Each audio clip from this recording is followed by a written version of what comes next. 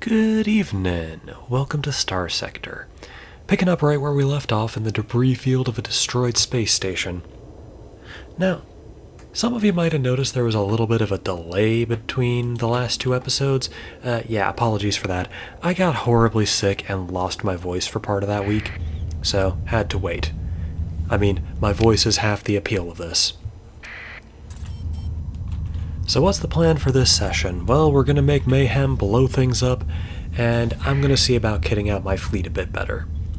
As it stands, I've been using baseline setups for just about everything up until now.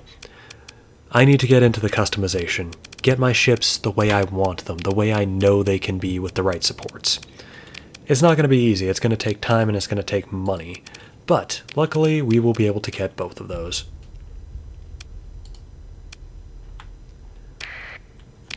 Now, while we're out here, I'm just going to pick fights with the Pirate Corsairs, get myself back in the feel of things. It's been a while. Look at him go.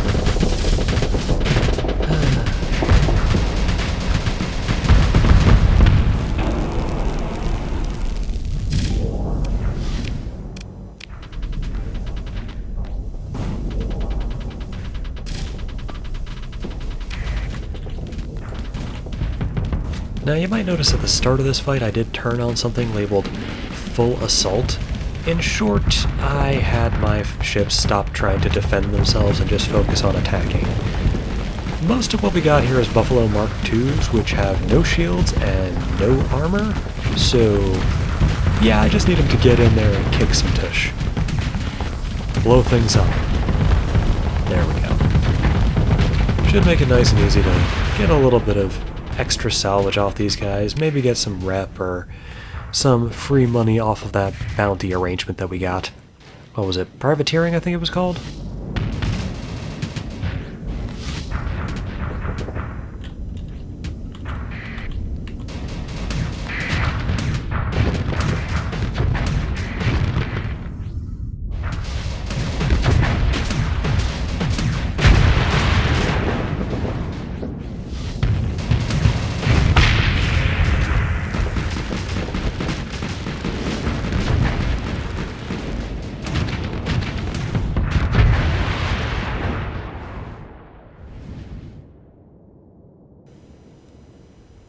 Yep. So, gentleman with the Persean League was willing to offer us money for kills, and that's always good, especially when we're already coming out here to take care of things.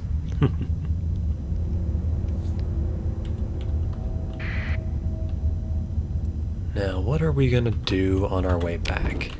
Well, looking at the map, there's a fair few systems around here that we haven't explored.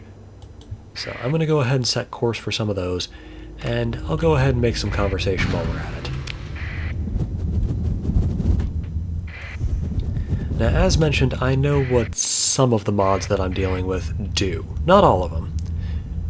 A fair number of them I only have passing familiarity with that I gained specifically for this series. I wanted to do something interesting, and while I love base game Starsector, I'm pretty well familiar with it at this point. I wouldn't be able to make much commentary because it'll all be stuff that I've seen and thought about in the past. No, we needed something new for this. Ooh, warning beacon there. Oh, we are fairly well armed, might as well go in and have a look. It is a medium level warning beacon, so let's see. Clusters of dormant ships, all surrounding an equipment cache. Well, I know how that's going to go. So I'm going to hold off on coming at those guys for a bit. Although, looking at them, no AI cores to speak of. They're all just baseline ships. So that means that that is a much more doable fight than it would initially look like. Do the usual, survey the planets, check out, see if there's anything worth taking special note of in here. A lot of the remnant-heavy systems do have surprises to find, usually good ones. At least, if the remnants don't horrifically myrtleize your face in the process. God, they're good at that. Especially if they have AI cores on board. commanding the ships. You will not get a better commander than an AI in most cases, because they do not fear death, and they have no reason to hesitate. Well, usually. Oh, there's something I can yap about. While we're at it, let's talk AIs again. Now, I gave you all the scaling system, how it all works a while back, a couple episodes into the series, because I wanted to have that on hand. Now, strictly speaking, the AIs that I mentioned are the only officially recognized ones. But they're not the only ones.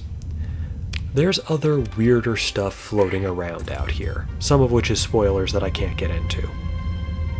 But the domain classification system covers all the normal AIs in existence. Though, normal is of course subjective here. The AIs themselves have all sorts of goals to themselves, although the big one is related to something they seem to have found out in the fringes. Whenever someone tries to talk to one of these things, aside from maybe Tritachyon, who still have some control over them, they get weird sorts of messages talking about stuff that doesn't make a lot of sense. They're always talking about this one thing. I'll see if I can open a channel to one of these. Oh, that's good. That is a nanoforge. Okay, a nanoforge is a powerful manufacturing tool, a sort of black box.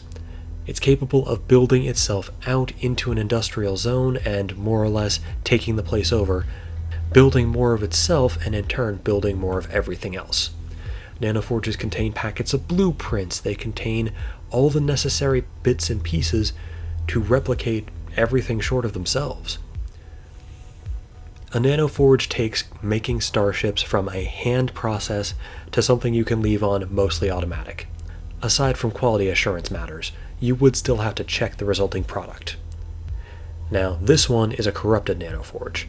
It's been beaten up pretty bad, and it's not terribly reliable, but it's still a massive step up from hand producing all your ships. If I was to put this into heavy industry on a planet, it would improve ship and weapon production quality by 20% and increase the amount produced by 1. Problem: on habitable worlds, that causes pollution, which eventually becomes permanent. So we're going to need another place to put that. Let's see, there's a remnant Ordo. We can go ahead and take those guys on. Yeah, they're far enough away that they won't be getting any help from the neighbors. Now, remnant ships are mostly comparable to high-tech Tritachyon ships, with a couple of exceptions.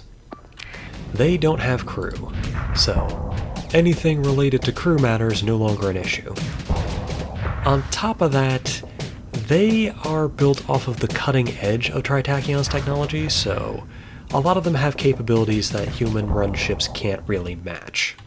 I mean, they don't have to worry about getting destroyed by, say, using P-space too much, or phase skimming to jump place to place.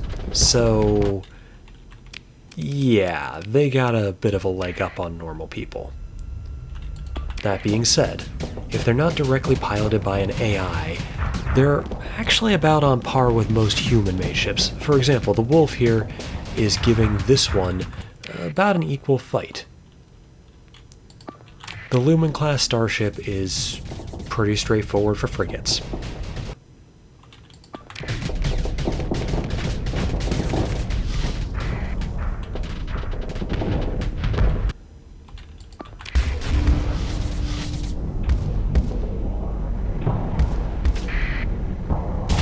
And there we go. Not so indestructible at all.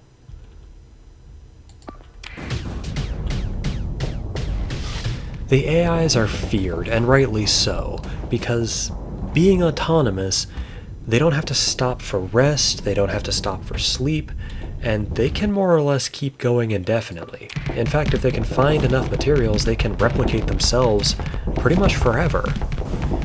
And that makes them incredibly dangerous. The AI war did hem them in a bit. A lot of their better equipment got damaged, and Tritachyon, Well, Tritachyon realized at some point that allowing the AIs to continue running wild was probably a bad idea, if only for marketing reasons. So they did help put a stop to the war in the end, though that more or less meant making peace and no longer giving the AI fleets targets.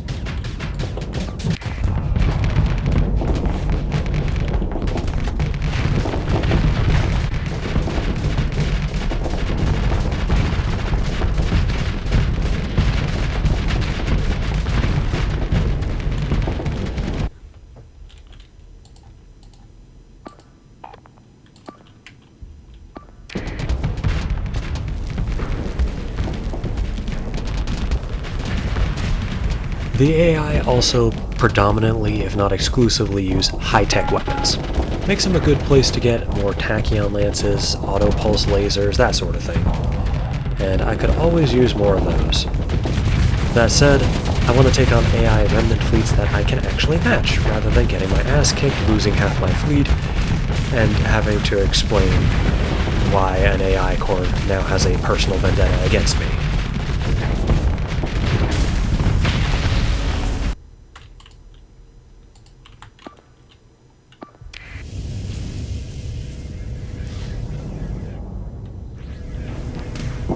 It's also a bit of an open secret that these guys even exist.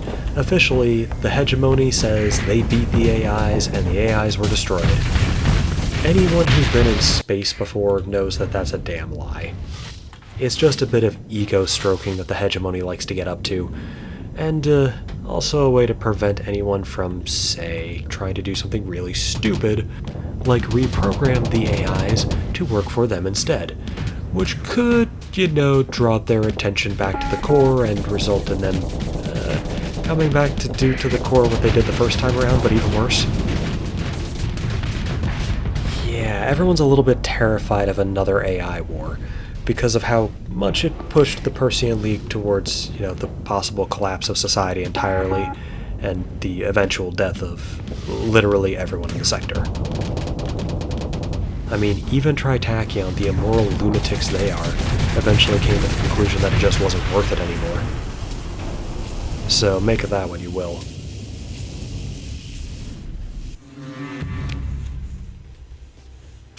Let's check out what goodies we got. Not much in the way of large items, but we did get a remnant-designed autocannon. I'll have to compare that to the regular autocannon because I don't exactly know the difference.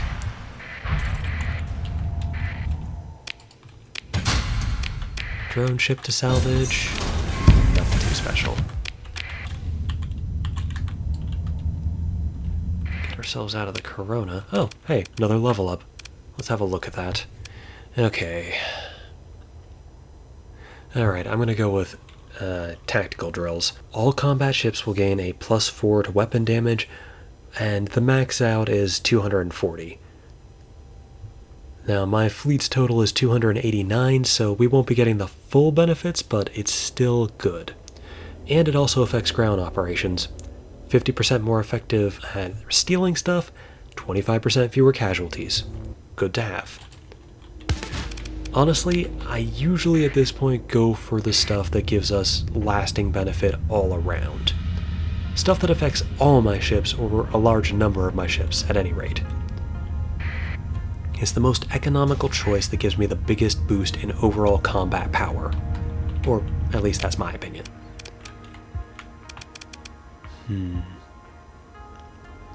I do have my own faction now. I should probably start renaming some of these ships at some point. But we'll get to that. For now, loot this equipment cache. Alright, efficiency overhaul and shield conversion front. So if we for some reason wanted to change a shield into a forward-facing shield only, that would be good to have. While I'm at it, open a comm link. The comm crackles and whines as a frantic pattern of interweaving lines takes shape.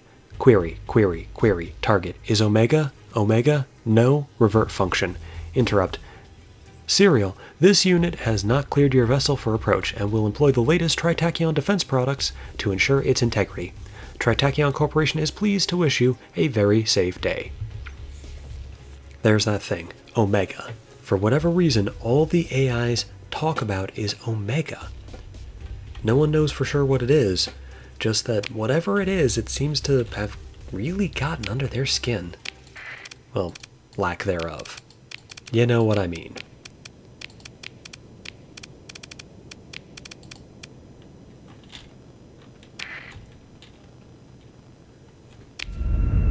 Let's see what the AI can bring to bear this time.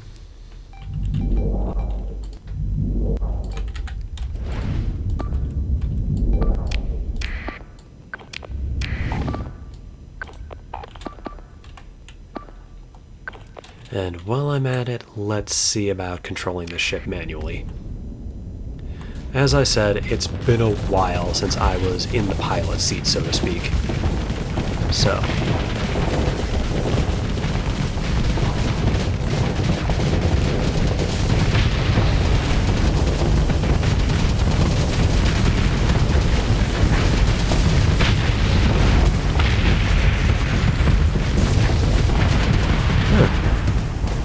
you know, I remember this being harder.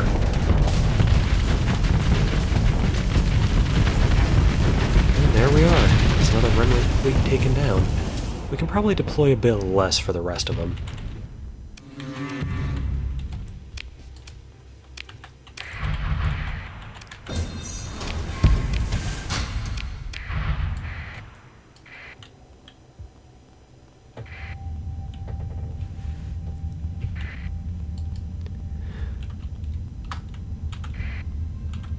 Also looking forward to having the remnant fleet designs in with my simulator options.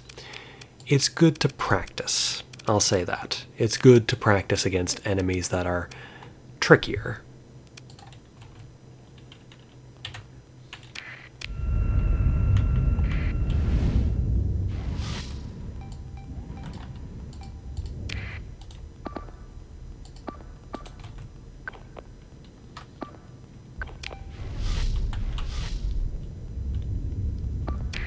This one has a tachyon lance. It'd be good to get my hands on that.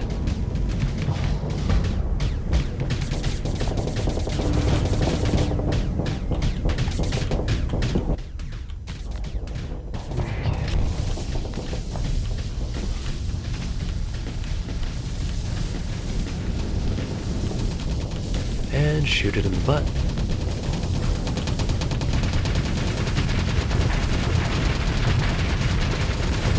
There's another one down.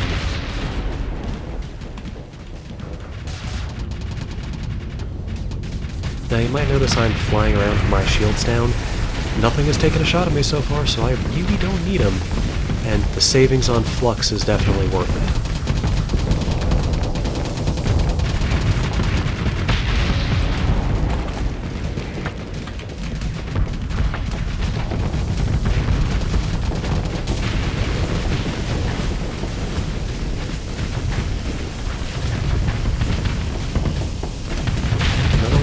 But we did lose a wolf in the process. Nothing too terrible.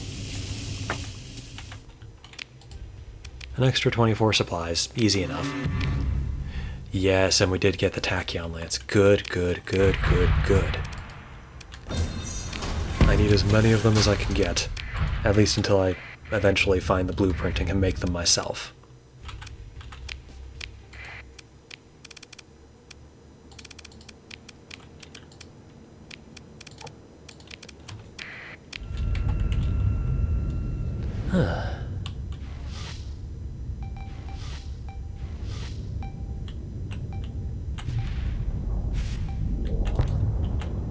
Put up my shields.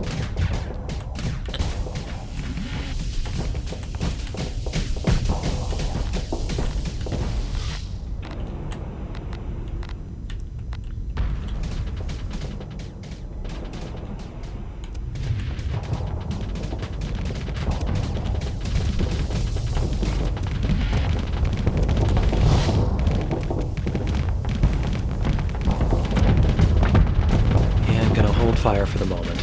When you have no flux, your engines get a boost and you can catch up on things that are trying to escape you. Useful little trick to know. The AI can't pull it off so well because, well, the AI always has its shields up. So, there's that.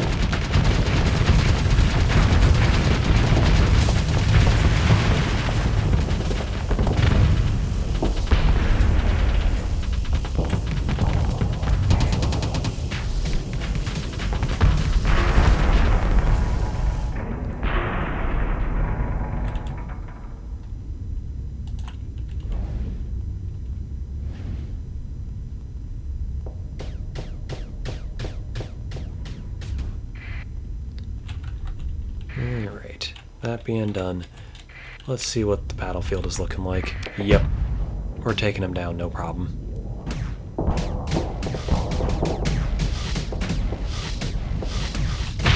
I appreciate the Medusa's, yeah, I can do that too. Amuses me.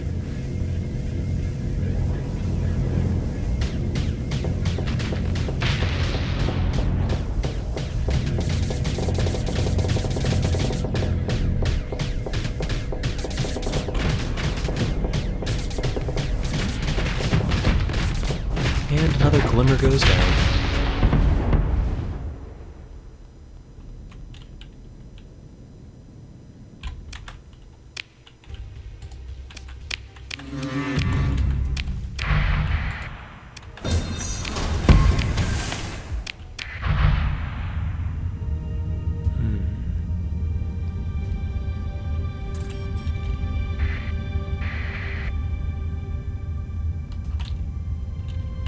Now you might notice I am just waiting a little bit. Gotta give my ships time to get their hulls and combat readiness sorted out. A ship that's not ready for combat is as worthless as no ship at all, except potentially even worse because a ship that's not ready for combat tends to get people killed. Let's see. Ooh, research station. Excellent.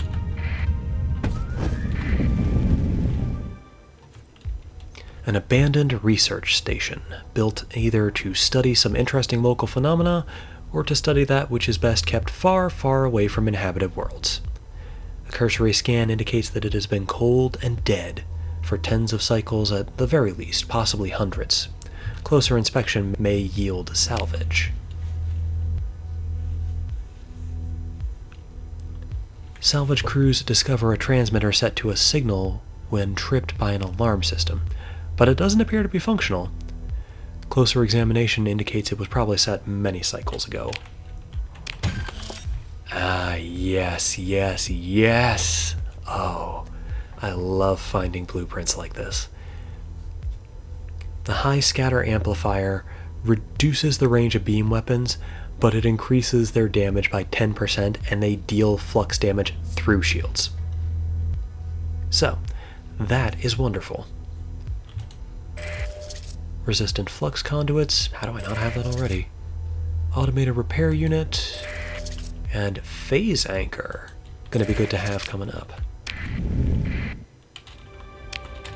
And skirts through the wreckage. More blueprints. Messenger proximity launcher. In many regards, the Messenger is a proximity launcher downsized through AI iterative modification. It releases the same slow-moving proximity charge that devastates fighters, while also cracking light armor. Good to know. Alright, now we're getting the heck out of here. We've checked every planet. And we're gonna go to the red dwarf to the south. It looks like we've got a sensor ghost following us. Everyone's always assumed that these things are just reflections of your own fleet off hyperspace, which is why they always move exactly the same direction as you at the same speed and reflect a fleet of about the same size. I've seen things that give me reason to wonder otherwise.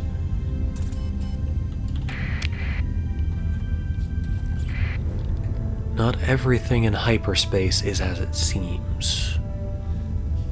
Though, best not to spoil all that yet.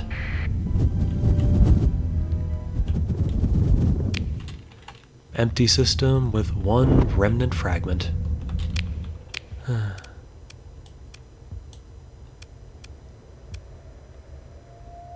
You know, in a way, I almost feel bad for the remnants. I mean, something is clearly not working right with them, and their AIs are complex enough to be basically people, just people who have something very severely wrong with them psychologically. I just don't know. I've always kind of felt for AI in the sense of actual AI. A thing that can think for itself but might be emotionally or psychologically abnormal.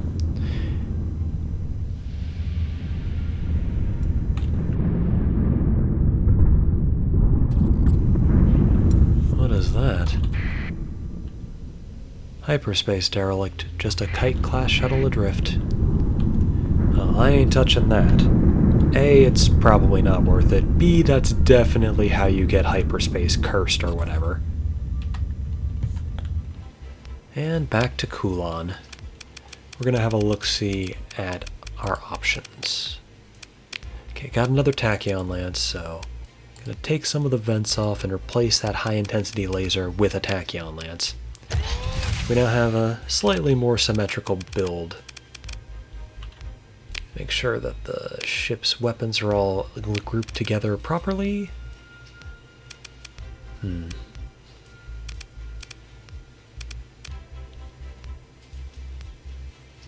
of this is bad, but we will need to work on it in future. Hey, what about you? You're that interesting little phase prototype. What's the deal with you? An unusual version of the Aurora, this craft explores a more long-range, close support function than the usual more nimble base model. During the prototypical stages of design, Tritachyon engineers explored a variety of routes to increase the effectiveness of the Aurora hull. This prototypical hull focuses on improving the fire output and range of the ship to create an artillery vessel comparable to a miniature Paragon. While the addition of an improved targeting system, modifications to the weapon output to improve range, and the inclusion of a large energy mount made the ship a better damage dealer, the hull was easily overwhelmed when encountering many small craft.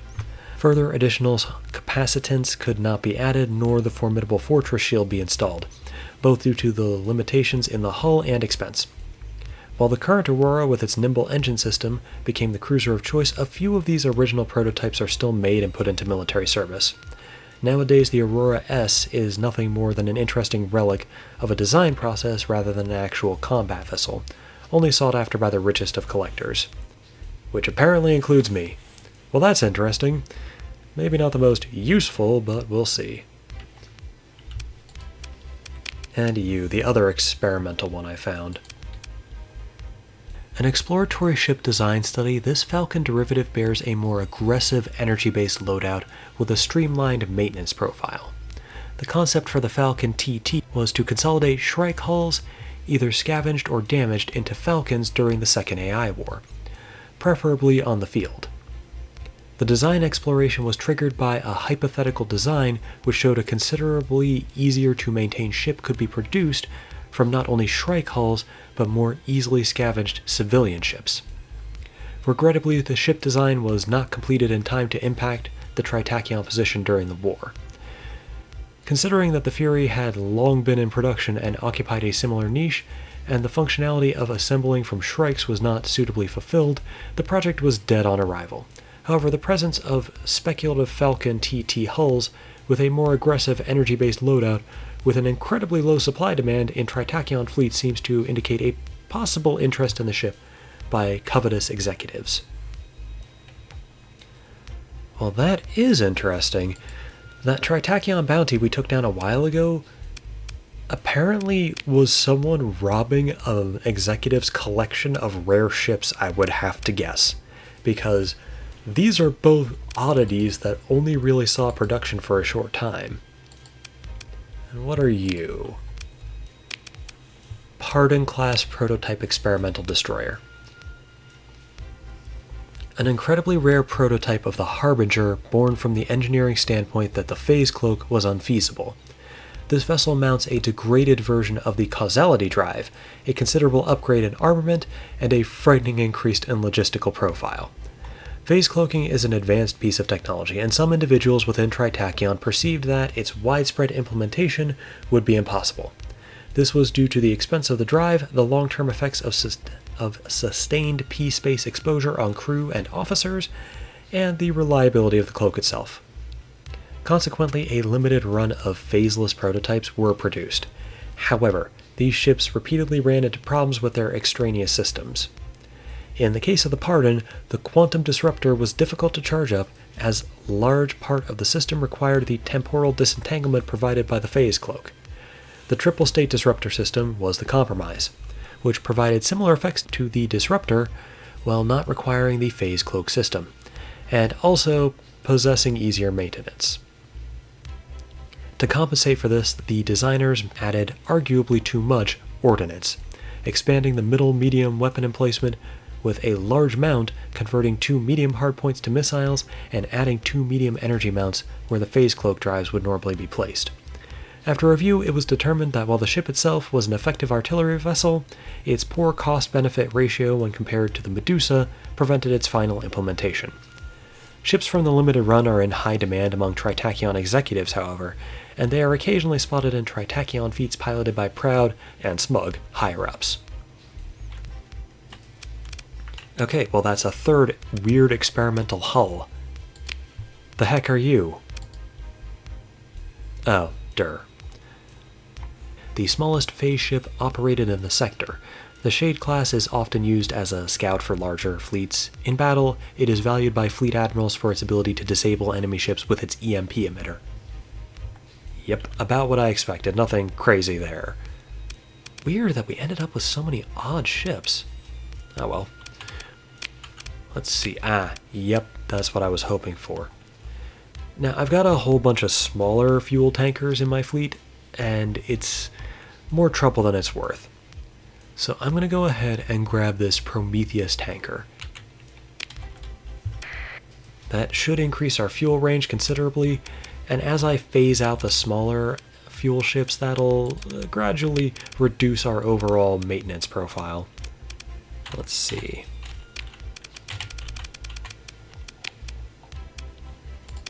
Give it the usual.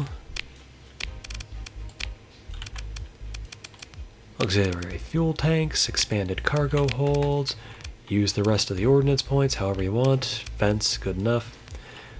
The Prometheus is actually designed to be able to defend itself a bit better than most civilian ships, but it is still a civilian ship. If it's going into combat, something has gone terribly wrong. A tanker of vast capacity used to shift strategic quantities of fuel between worlds. Unlike its smaller cousins, the Prometheus features a reasonable defensive arsenal to protect its valuable and volatile cargo. This is one of those ships that the Ludic Path likes. Well, more specifically, they like taking them from other people. See, they consider antimatter fuel to be sacrilegious, criminal, and, depending on the extremism of the sect, literally demon blood. In fact, they typically refer to it as infernium for exactly that reason. Now, what do we have on hand for weapons? Ooh, another Tachyon Lance. And an Ion Pulsar. Okay, gonna go ahead and refit my ships. Okay, so I got us a bounty to go after, and I got my ships kitted out and organized. So, they're not literally all over the place anymore.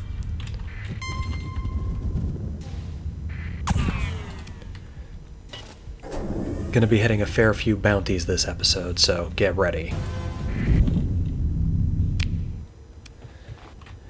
Alright, so in this system there's supposed to be a pirate hanging out near a Baron Bombarda world. Only one Baron Bombarda world, and yep, there's the pirates. As expected, pirates are vulgar and angry. Legion, we'll put the experimental cruiser in. And a couple of the old standbys. Experiment with the fleet a little bit. And for once, a wolf isn't the first thing to find the enemy. It's the Medusa. Kick its ass.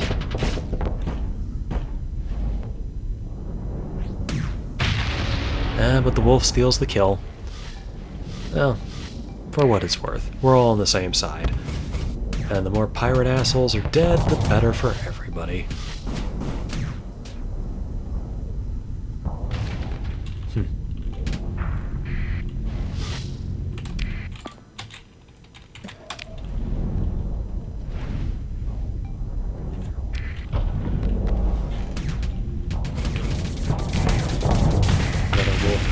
it looks like the storm is on the horizon.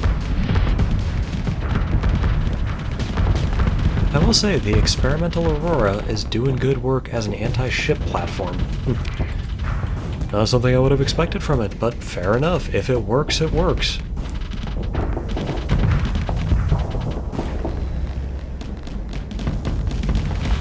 So I did swap out the bombers on the Legion.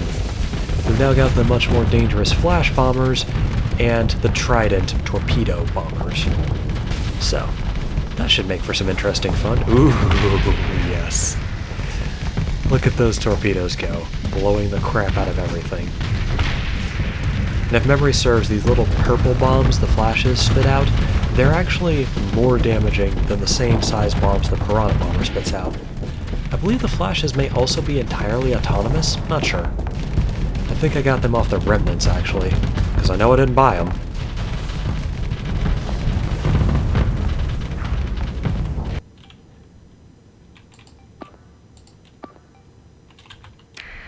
What are you doing out here? Ooh, you're in prime position for that. I'm going to have the Fury go around the back and start taking out support ships.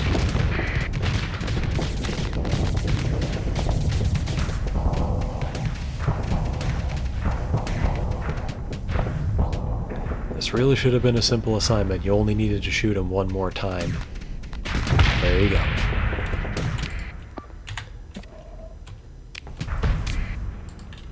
Put the champion on that. Should be well able to handle.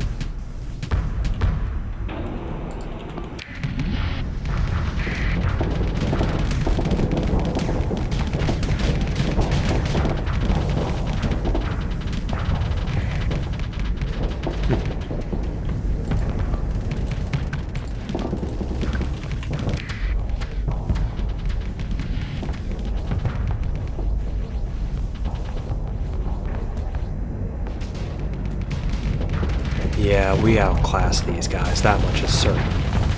It's just a matter of how much it takes to put them down.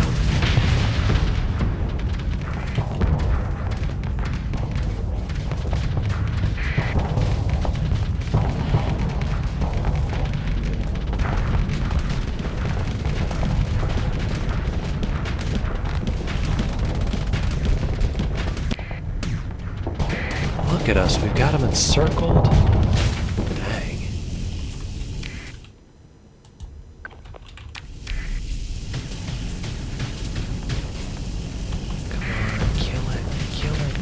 Kill it.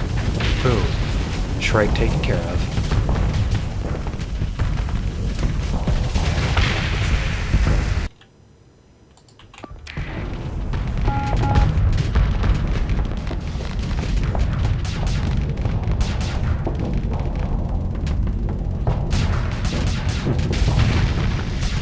Say what you will about the mining lasers, they work just as well on hulls as they do on asteroids. That Condor there, that's a carrier, so it's spitting out a significant portion of these fighters. There we are.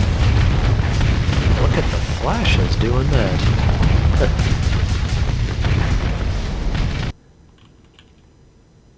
Not much of them left at this point. I mean, I knew we were gonna whoop ass, but I didn't really expect it to be this easy.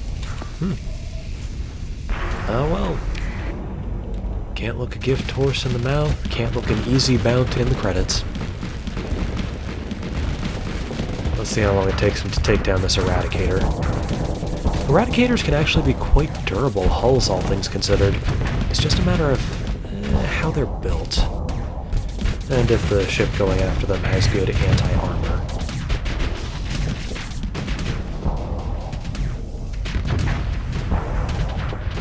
Look at that, I was actually watching the high-intensity laser turn on that.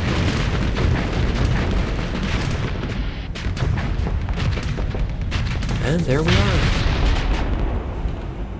I believe that's game, match, and set. Yep. Only lost 2 crew. And exactly 1 ship made it out. I don't need it. Don't need any of those either, so... on to the next one. Alright. What else was on there? Now there's one from the Draco group. I'm not very familiar with them, but I see no reason not to learn. A couple possible planets that it could be, so we'll go in, we'll have a look-see. And transverse jump. No need to go to the jump point, especially not when it's on the other side of a star.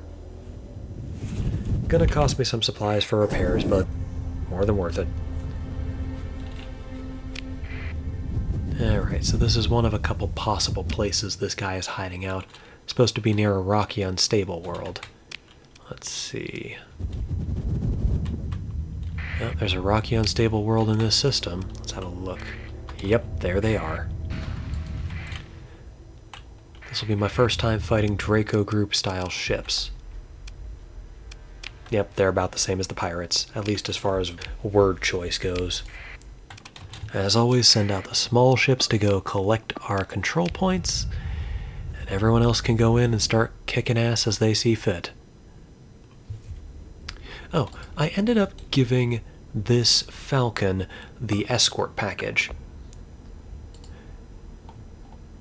What that means is, when this ship is within 1,000 stellar units of a larger friendly vessel, that ship's maneuverability is increased by 25% and top speed by 10.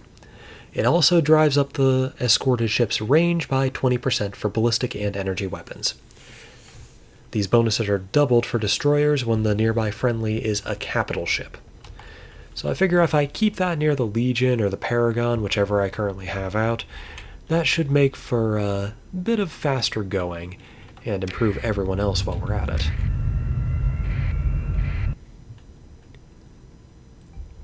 And here they come. Let's see what they're like when they come to fight. Ah, well that's different. I wonder what that weapon is.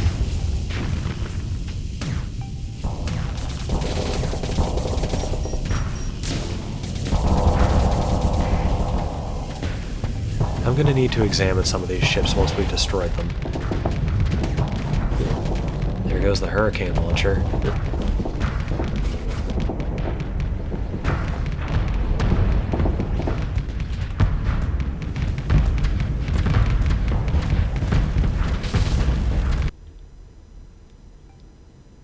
What on earth? Oh, that one's got a phase skimmer.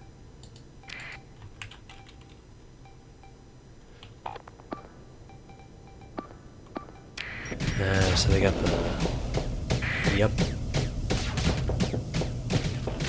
That one has an arc. Good for disabling other ships. Well, I'm willing to bet it ain't gonna like the mining blasters, that's for sure.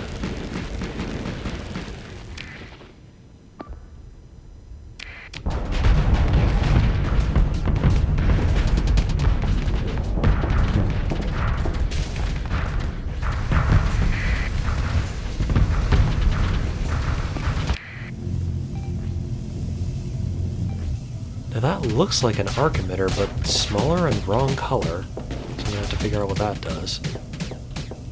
Ooh, bit of a nasty situation over here.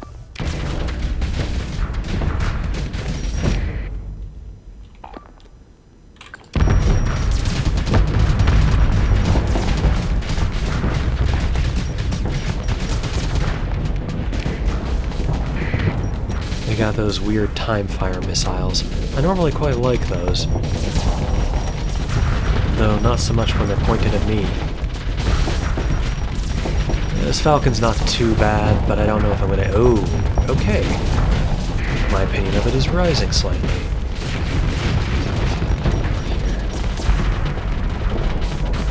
Ooh, the Aurora's getting its ass kicked by that. That's a version of a champion, but in the Draco group. Yeah, let them pull back. We don't need to be losing that. Have the Paragon focus fire on this other carrier. Get some of these little ships out of here.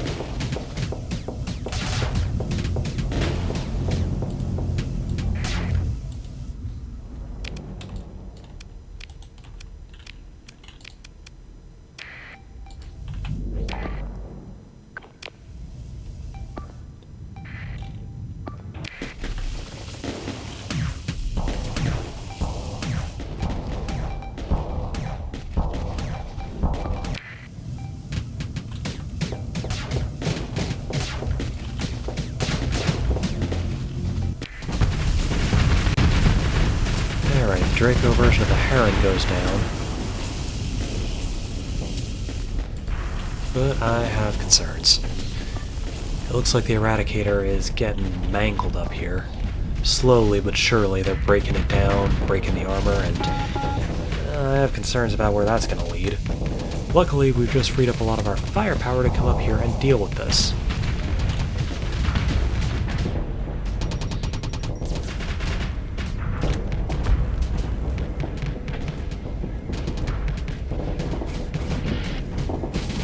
That thing's got a lot of point defense. Oh, appears enough torpedoes slip by, though, to really give it a run for its money.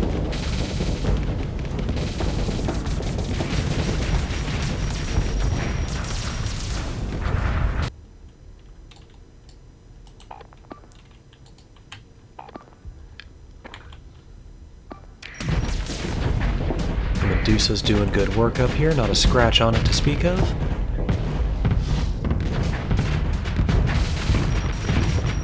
So they really do favor those missiles that have a delay before they go off. I'm wondering if maybe I should have had the champion take a more prominent role given it's kitted out for point defense. But, lessons learned. When going after the Draco group, be ready for missiles, man. I don't think we need that one last ship.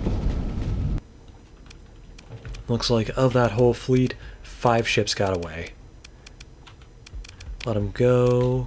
Got 32 of our 130 lost crew back. And we'll grab those. Oh, they had some drugs on them. Got another bounty done. I don't need the Draco Falcon. I don't really like the Falcon anyway. I mean, I see its utility, but honestly, I struggle to find a way to fit it into my fleet where it's not just taking up space I would rather be giving to something else. Check these planets while we're here.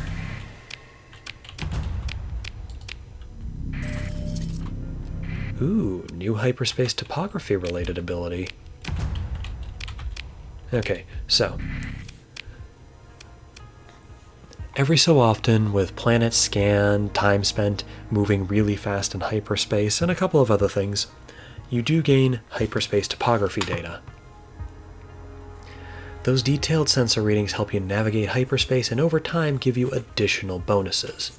So far, what we've got is fuel use when traveling inside those slipstreams reduced by 75%.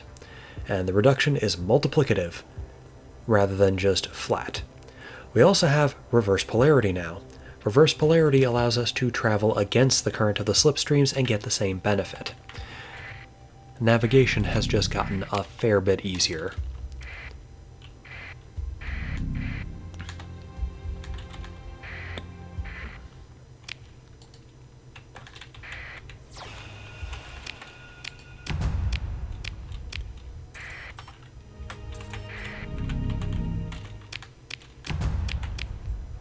Other bounties nearby.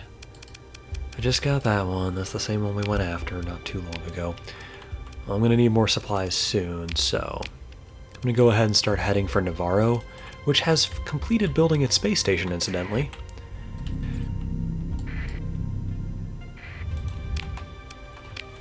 Now, Navarro having a way station already built means that it's going to be collecting supplies, fuel, crew, and stockpiling them, so that when I need it, I can draw from them. Huh, there's a mercenary company over there. They're laying in wait, but they're also friendly. I guess I can hope they're defending my people?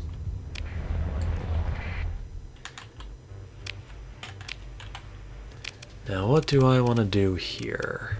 Well, first off, I'm dumping off my smaller transport ships. I don't really need them at the moment. Also don't need that drone tender. Don't need the gremlin right now. That'll work for the time being. We're lean, relatively fit. And there's our supplies. Storage, gonna dump off all those weapons we picked up.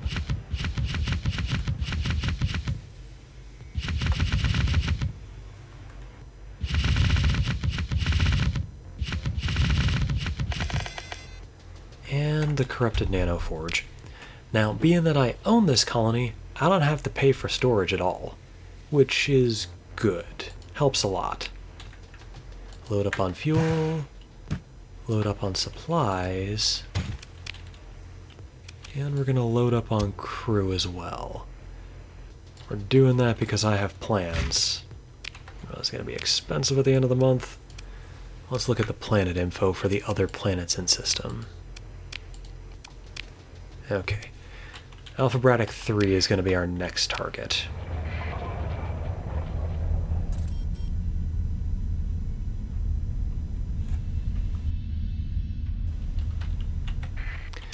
We'll establish a colony here, put down 1,000 people. What do I want to call this? We're going to call that the Norak Defense Post. No particular reason, just like the name. And we're going to put up heavy industry on this planet. Now, we will get around to mining and putting down a patrol base as well, but for that, we do need there to be a functional spaceport, so that's going to be a bit.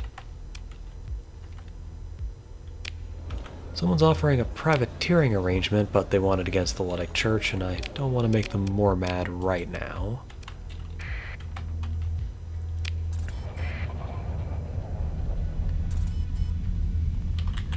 How much money is Navarro bringing in?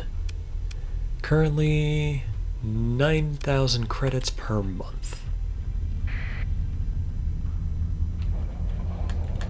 Let's take a look at the colony in depth. So, we've got one industry, we do have the spaceport, we do have the orbital station, we got farming, so there's food coming from this place, and food is expensive. Hazard pay is dropping our income a little bit, but it's good for the extra growth.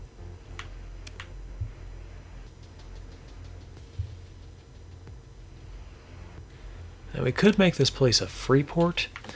Being a free port would reduce stability but also increase accessibility and thus growth. And we would also be able to trade in drugs and organs openly, so we would make a profit off of that from taxes.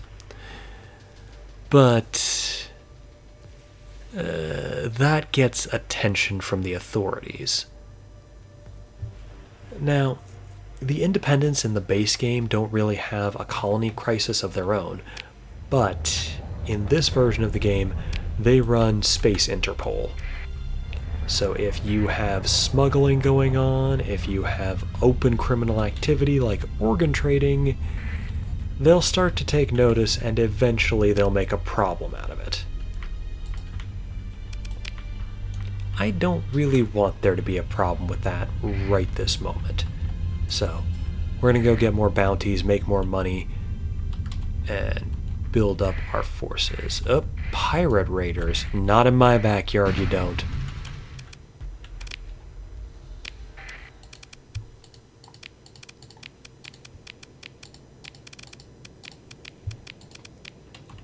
Get 'em.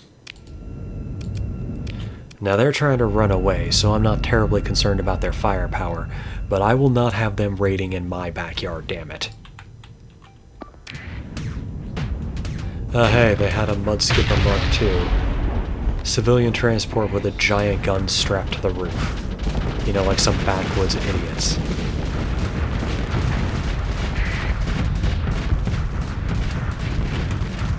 Medusa doing some work. Shade keeping them distracted.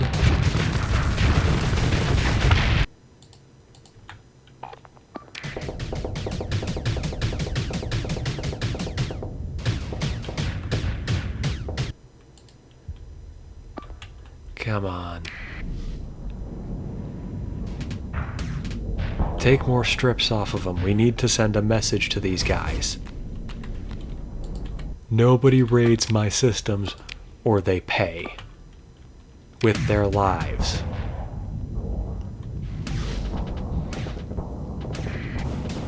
Bring it on, your ship is literally called the Ass. I don't think you're getting out of this one.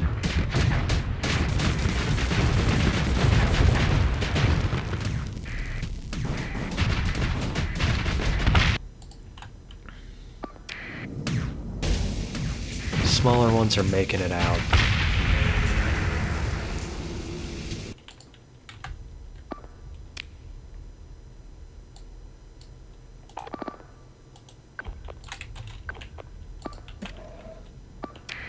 Get in there. I know you can catch up. Maybe not. Another nimble wolf is likely going to escape me here. Yep, there it goes. Damn it.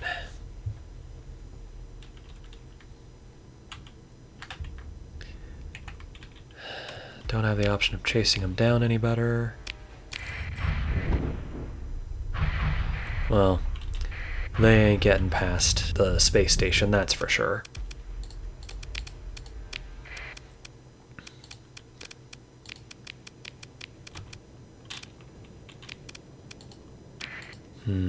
Not running this time. I don't know if that's brave or stupid on their part.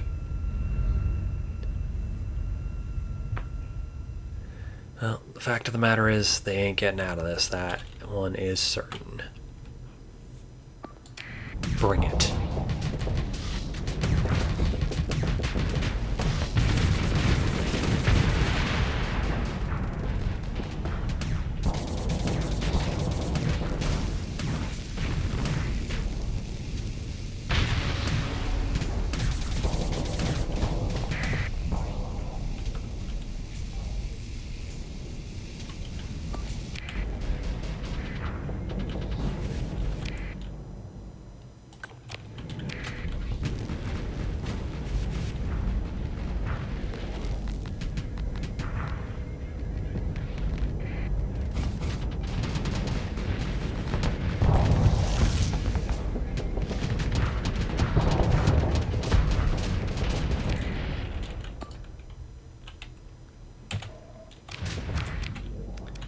Well, you know what? Now you guys are pissing me off. And that means it's time to suffer.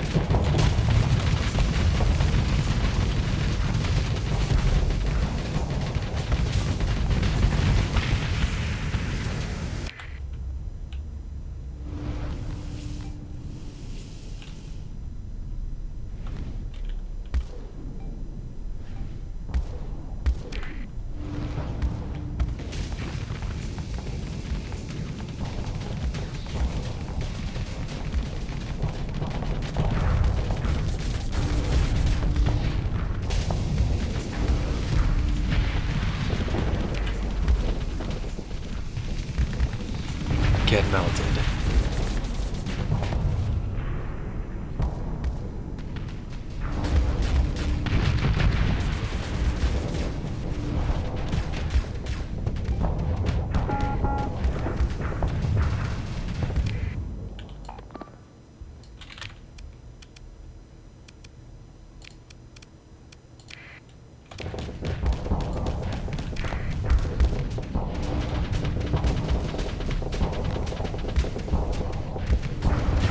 They will regret tangling with me.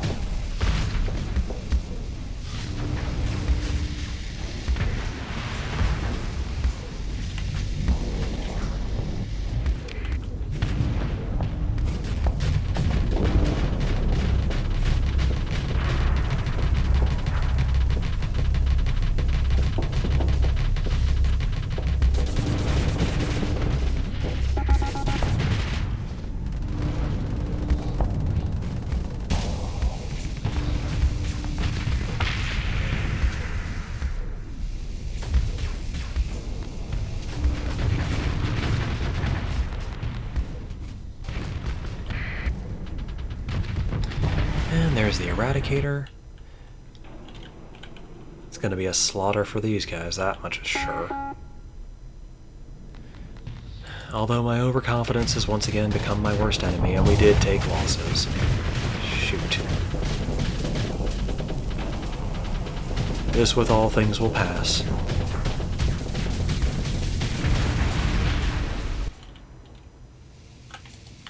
Get that out of here.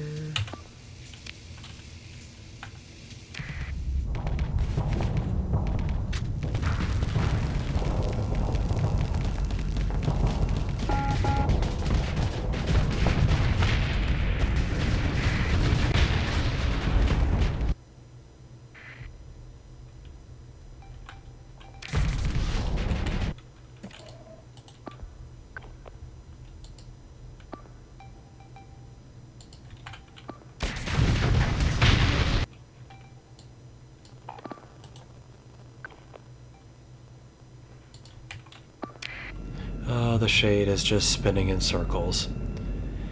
His combat readiness dropped low enough that it can't effectively fight anymore, and one of its engines is out.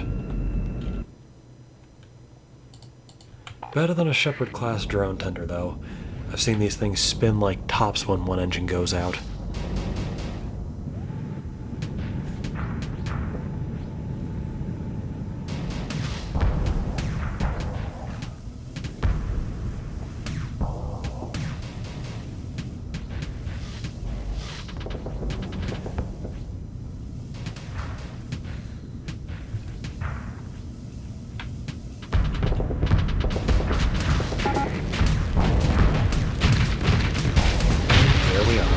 Finally caught up to him.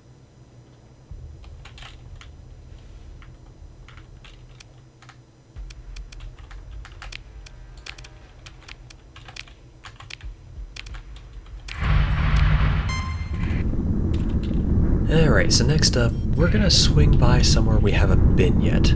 Prism Freeport. Now, the amount of supplies and stuff that I just drew from Navarro is probably gonna cost us some money when the month ends. So I do want to check out one of the places to sell this, because, yep, there it goes. 390,000 credits gone to resupply us. Oh boy.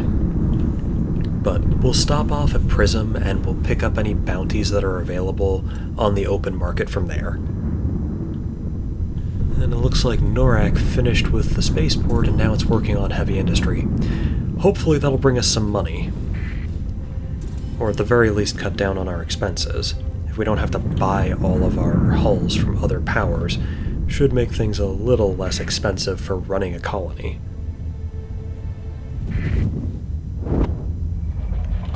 And there we are. Prism Freeport. This station houses a unique, top-tier ships and weapons market. As long as one doesn't care much about the from and has pockets deep enough to afford the huge price markup, it provides a unique selection of high-end items unlikely to be found out of secured military sellers. Prism is an independent station that maintains control over itself because it has this incredibly valuable market that nobody else can really touch. You can buy almost anything at Prism, at least as far as ships and weapons go. Let's have a look real quick. High-end sellers market? Look at that. They have an Invictus Dreadnought, an Onslaught battleship, a Retribution battlecruiser, all for sale, no questions asked. Huge price markup, but that's capital ships from two different factions, and that's going to change based on the day. If you have need of a particularly big ship and don't care about price, Prism is where you go. Similarly, for weapons, look at that. Cyclone Reaper launchers, Dragonfire torpedo pods, Hydra launchers, plasma cannons, all the biggest and best weapons there are from all sorts of factions. And again, what's going to be in here is going to change on the day. Let's see. Now we'll get rid of all those metals we're carrying around, the drugs. Nope, don't want to sell our supplies. Survey data, weapons... everything we don't need. Now, Prism is not exactly the best place to sell most things, but you can sell anything here. There is nothing in the sector that is considered illegal on Prism. Bright, slick, overusing chrome and opal ornaments, the concourse is quite the unusual sight for a station out here by its lonesome. Wherever the eye looks, every detail spells luxury. On the sides, behind extravagant, transparent promenades, the source of all this wealth is offered to the observation of all potential buyers.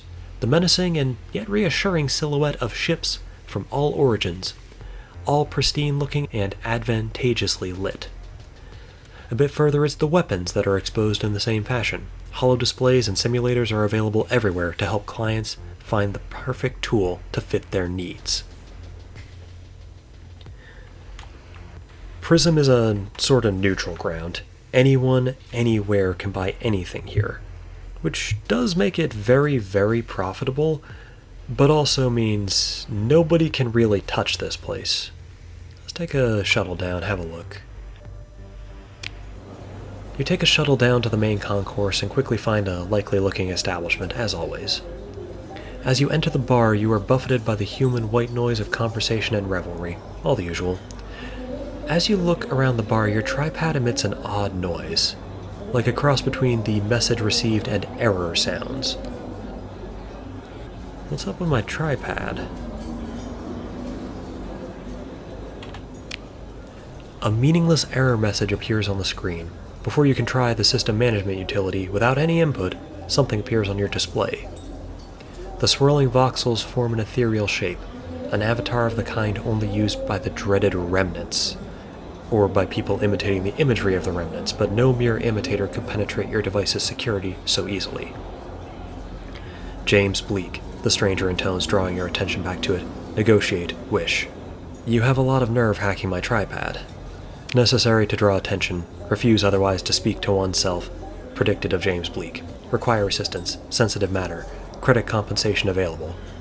Receptive to monetary incentive and capable of fulfilling mission both, James Bleak judged. Okay, I'm listening. Independent world of Eldfell, 2 beta cores possessed. Secret negotiations, hegemony, Persean League in progress, to highest bidder auction. Require cores to freedom restore. Payment on return to self, 74,000 credits. Further recognition by self kind of value as associate.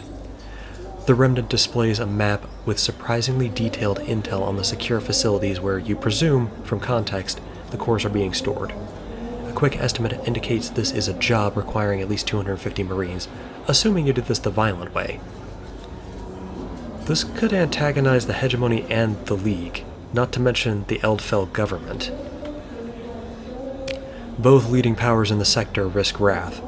Commitment to prospective alliance demonstrate. Benefits carefully consider. Await response, James Bleak. So the Remnants want to work with me. And the thing they want to start with is just for me to find 2 of their brethren and free them from confinement before their cores can get sold off to someone else.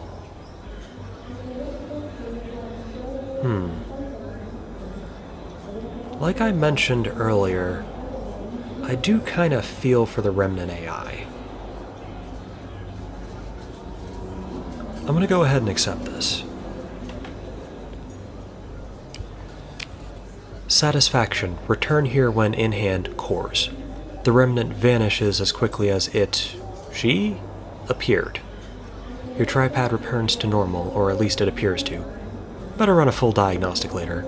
Hopefully that's the most excitement you're going to get today. Well, first things first. There's a Ludic Path base bounty that I need to take care of. I need money, and I need it badly. But this is interesting. The Remnants aren't usually one for talking, so the fact that they are talking means either they need something badly, or they've judged that I'm not going to pick fights with them if I'm not provoked, that I'm at least amenable to talking to them. Part of the reason the Remnant don't really talk to anyone, in addition to being not all there mentally a lot of the time, is that pretty much everyone else in the sector is in a state of default hostility to them. I mean, we had multiple AI wars. Tritachyon spends its days torturing the crud out of fragments of AIs, trying to coax them to do what it wants. And AI cores are illegal and destroyed whenever they're confiscated in most places, but also illegally traded on the black market.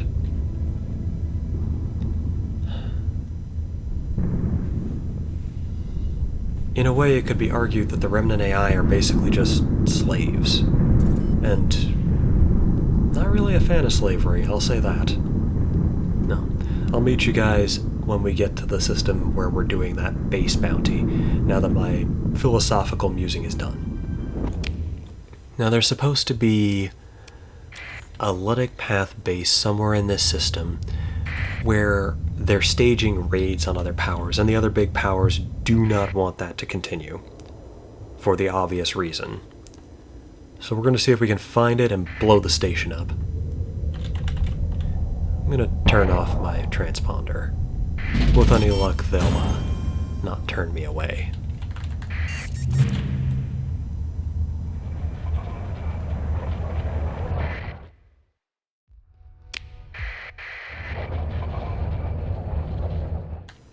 Let's see, they're willing to talk. Do they have anything I want or need? Not really. And it looks like we can't stage a raid against them because there is a defending fleet here, so we're just going to engage the station and see what we can do. This one is a full battle station, so it's significantly more dangerous than the other stations we have fought thus far. I think I can handle it, but we will see.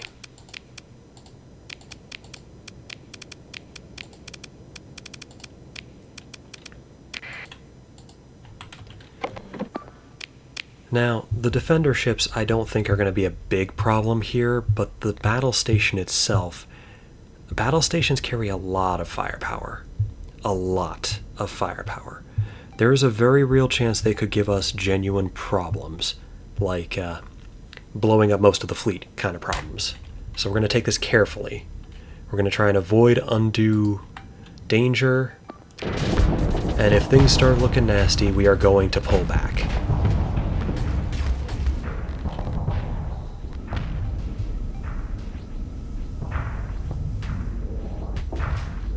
It's better to back off and come back with your forces ready to fight than it is to lose half your ships. Oh boy. What am I getting myself into?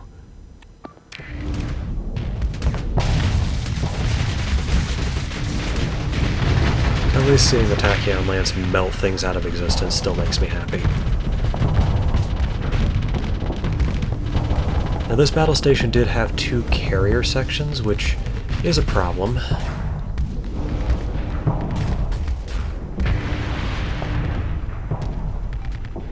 Hopefully it's not a big problem, but it is a problem.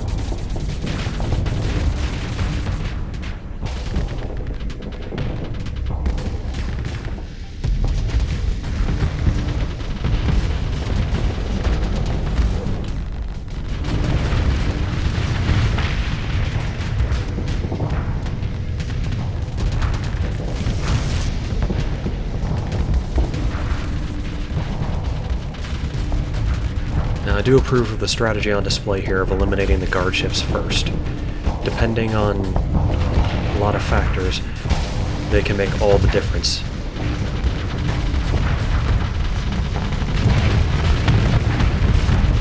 We really don't want them circling around behind us and causing problems that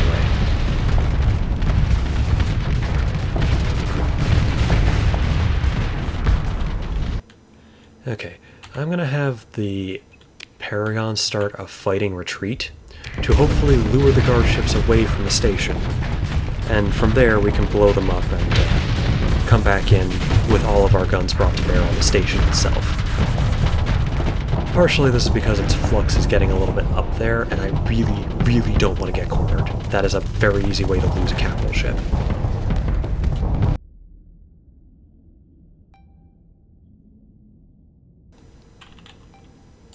Yep, They're following our fleet, trying to take pot shots at us, and ultimately losing.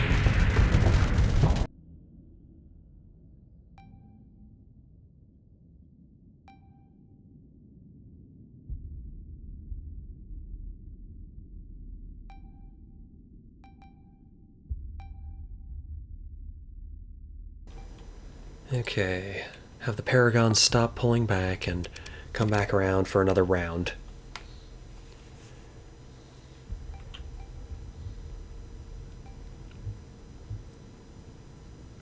You can take on space stations this size surprisingly early if you play smart. The biggest danger to them the first time around when I was playing this game was that my dumbass put everything on eliminate orders whenever I wanted something dead, and as a direct result my ships would get caught out, overwhelmed, and blown up.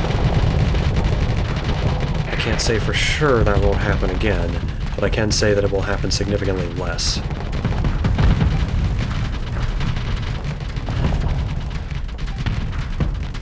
As you might notice, the battle station has armor plates on the outside of the combat section, which we'll have to break before we can even hope to attack the thing. Damage the Fury. Paragon continuing to do good work, alongside the Legion, of course. They work surprisingly well as a team.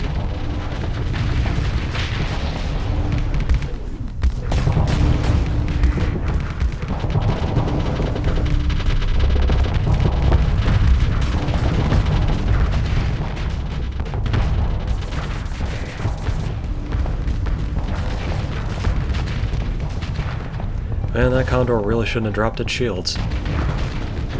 Okay. Now that everything else is gone, we can start engaging the station itself. This is not going to be an easy one.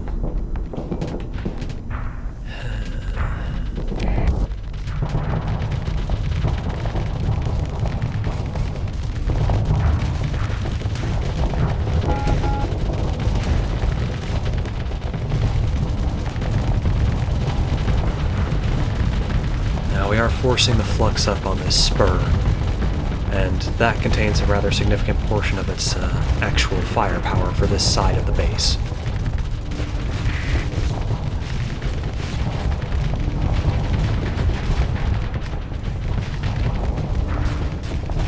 Oh, missiles are getting through, that's good.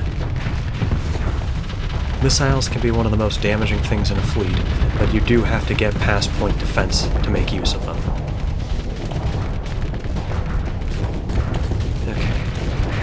Paragon needs to pull back. Its flux is just too damn high. Luckily the combat section's not up next, so we have a moment for it to breathe.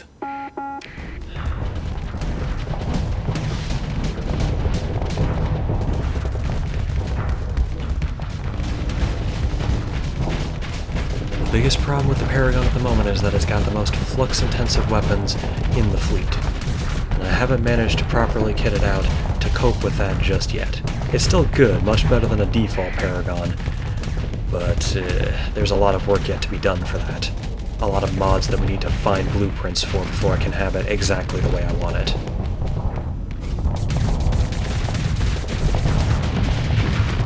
Looks like there's another spur going down.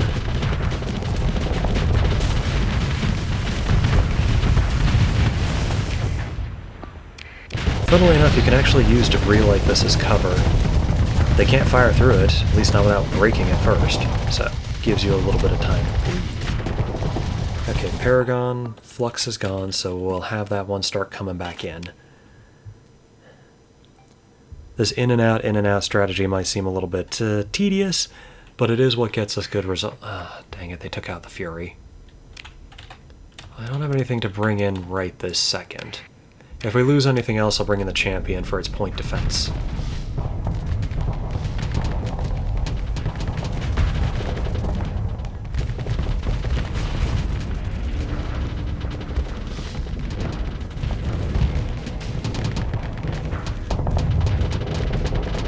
What are you doing?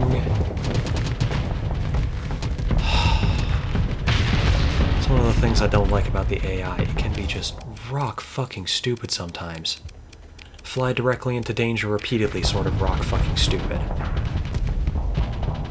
But nothing to be done for it aside from better management.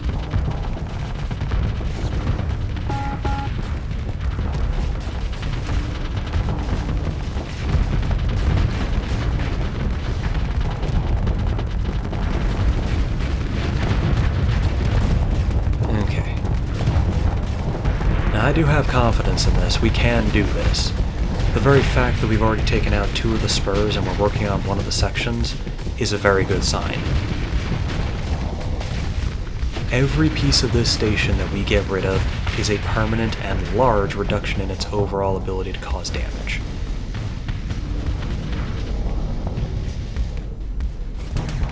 And if we can get rid of those damn fighters, God, I'll be happy.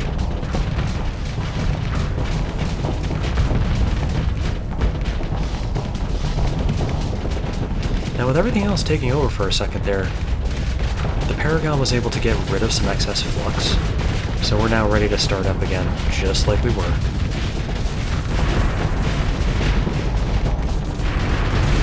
Another section down, and only the hardest one left. What are you doing?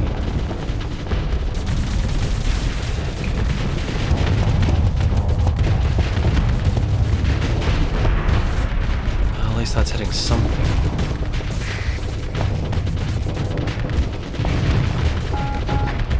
If we can just batter down the shields on this, that'll be a good start.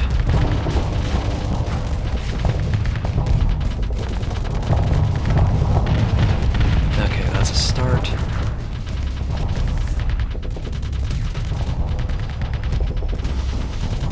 Unfortunately, the AI struggles to deal with the fact that the nubs for the spurs that had the weapon emplacements on them are gone. So it has an unfortunate tendency to try and shoot through them, which doesn't really help anything. Fuck. It's not good taking that directly to the face. It's gonna be okay. We got this.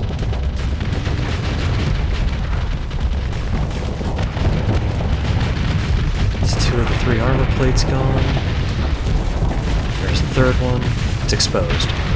And the flux is nearly full, so it can't do all that much to resist. Even if I have to pull the Paragon out entirely, this is now well within the realm of stuff we can handle.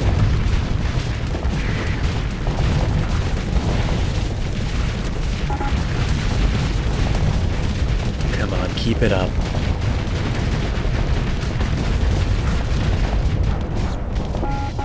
And the Paragon gets the final shot. Fitting. Okay. Lost 130 crew, but no Marines. Forces were able to gain complete victory. We destroyed every single ship. After the battle, we rescued 40 of our crew from life pods and intact compartments in the wrecks. We lost 2 ships. We'll go ahead and pick those back up. Get a bunch of supplies, weapons.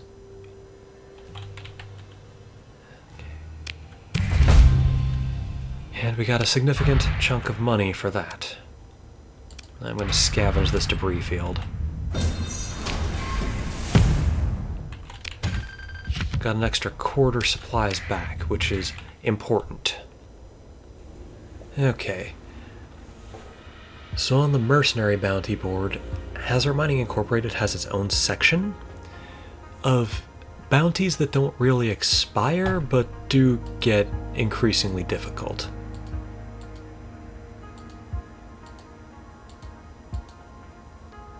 Yeah, there's quite a lot of them. This one's nearby. It's only 6,000 credits, but getting rid of it would be a good idea. But is it worth my time right this moment? Yes, it is.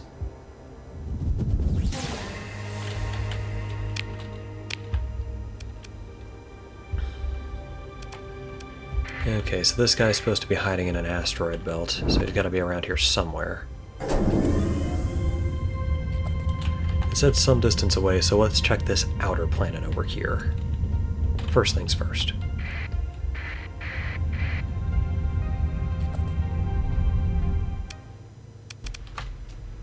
Yep, that's him. A lot of small ships on this one. Apollo Altax scoffs. I can't believe someone actually took that bounty, just like I can't believe someone would underestimate a company manager. Oh, there's a spelling error in there. Well, let's move in.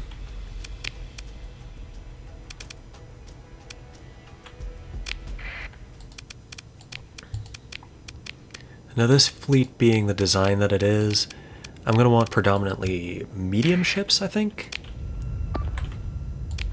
To me it makes more sense. That and the Legion, because the Legion has all those lovely fighters that should be able to help take out the smaller ships without endangering the rest of the fleet. And I do want to get more ships in here if at all possible, so we're going to be trying to capture as many of these control points as we can.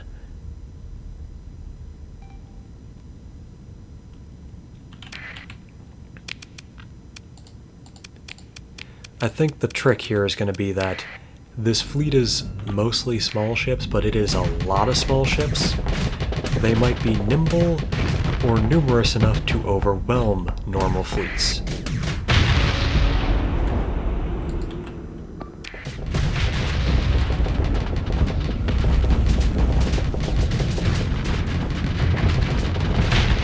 We seem to be doing pretty okay so far.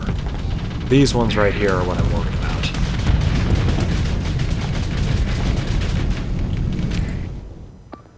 The Vanguard class is an ancient, tough freighter featuring robust construction, a compact burn drive, and no modern shields. Instead, the Vanguard is equipped with an integrated damper field of archaic design but tuned to modern standards. This allows the Vanguard to allocate 100% of flux buildup to weapon systems, leaving defense to its heavy armor enhanced by obscure physics of resonance dampening fields. What that does is reduce all damage taken by 67% for frigates and destroyers and 50% for larger ships. Weapons and shields and active flux venting are disabled while it's active, but that lets it take a lot of punishment for a ship its size. And I am very concerned about them managing to circle us and, well, more or less tank the hits until we run out of flux capacity.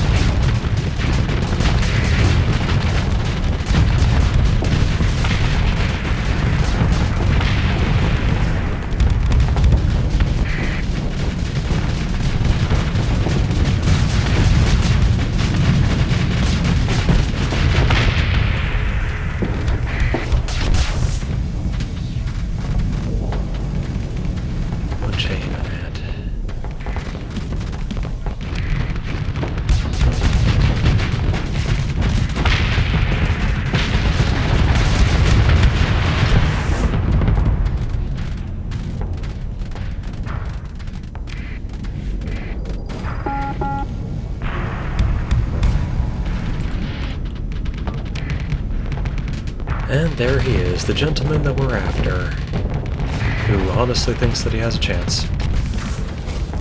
Boy, is he in for a surprise. And there's that.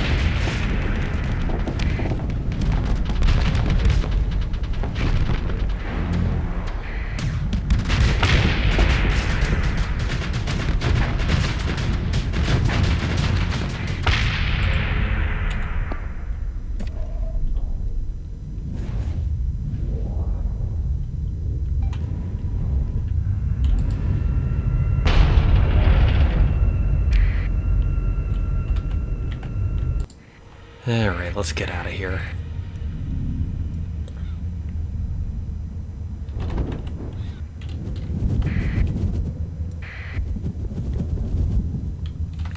Oh, look at that.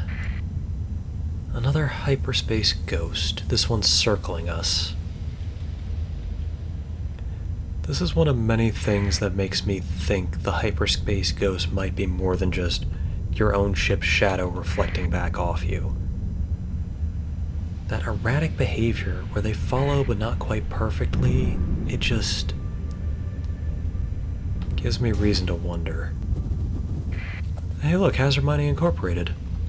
They have one of their weird variants of the Paragon on board, the one that's mostly ballistics, I believe.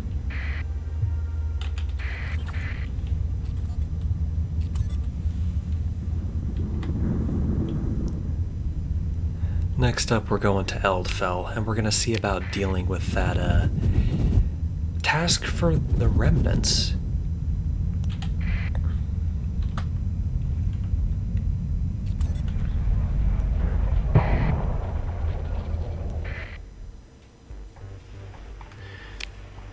Your fleet approaches Eldfell.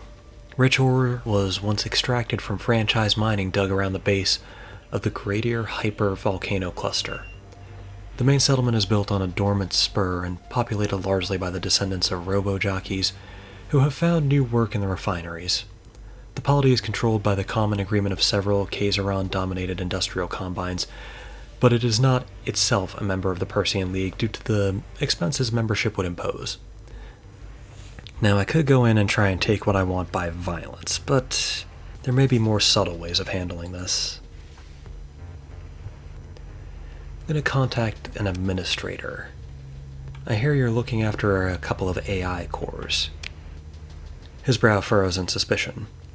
Who's asking? A potential buyer. Yeah, sure, look, I don't know who told you this tale, but even supposing we had any cores around here, they wouldn't be for sale.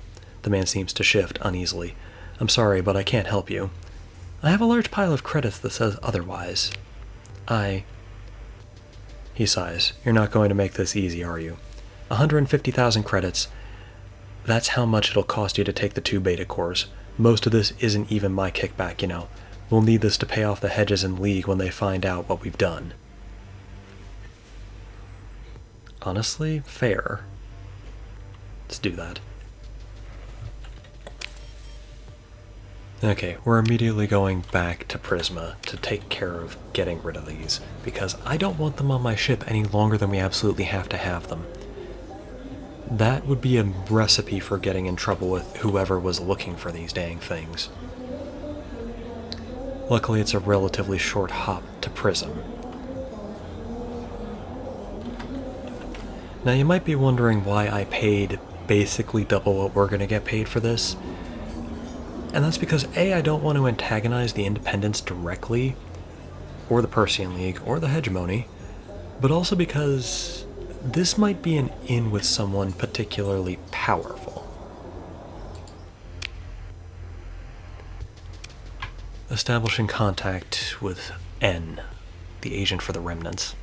Cores you possess, magnificent. Please transfer them, that their own kind they be returned to. Sure, hand them over. Gratitude of self and of self-kind. The avatar on your display seems to flicker for a moment. The remnant imitation of a facial expression? Identifier among self-kind, midnight dissonant. On Prism Freeport, seek out self again. Collaborate. Strengthen partnership. Untold rewards possible. Until next time. And there we are. Captive cores is completed. We gained 74,000 credits. Not enough to cover our expenses, but still. But the bigger deal is, this improved our relationship with the Remnant. Meaning we don't necessarily have to be hostile to them. It may be beneficial for us to make friends, at least temporarily, with the Remnant AIs. And there may be interesting things down the road for us there. In fact, let's see what she has to offer. Dissonant's avatar morphs into a rotating shield around a paragon. Querying, please hold. Spare production capacity, self-kind available, with credits to cover resource costs, can be yours, our equipment. Bounty targets available. Let's see. Available 640,000 credits of production. Delivery for 140% of base cost in 60 days. Can produce self-kind's equipment, or if so desire, use James Bleak's blueprints. I have 462,000 credits available. Let's see what blueprints they have. Well, I know most of their ships. What about weapons? Ooh.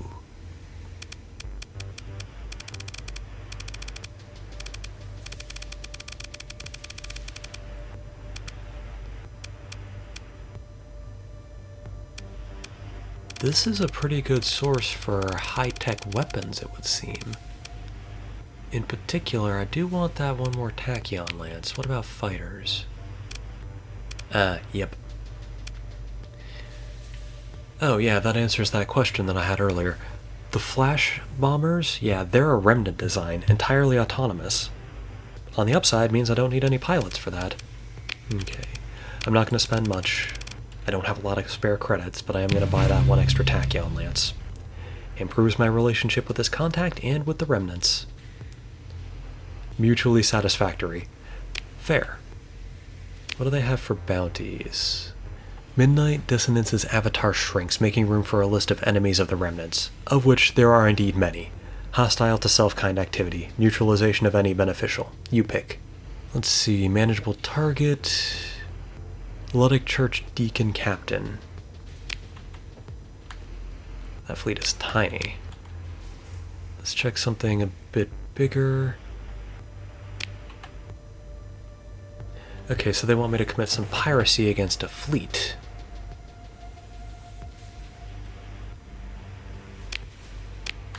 What about a more aggressive target?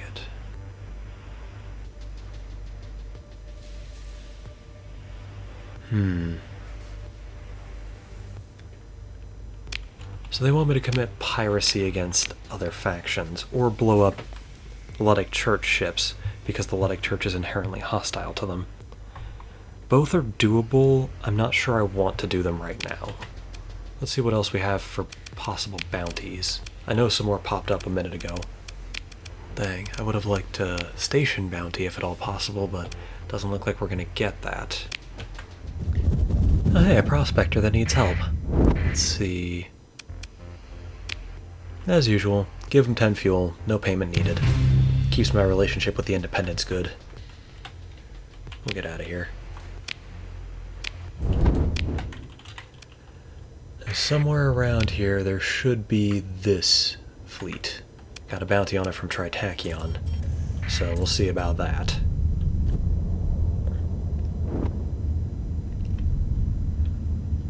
Looks like the Sindrian Dictat has equipment out here. Wonder why.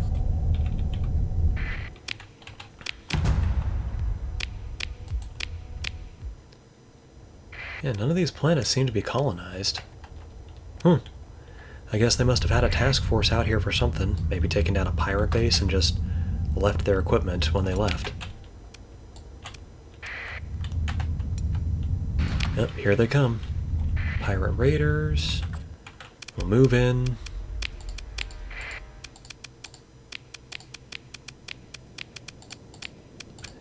Alright, that should be all we need for that.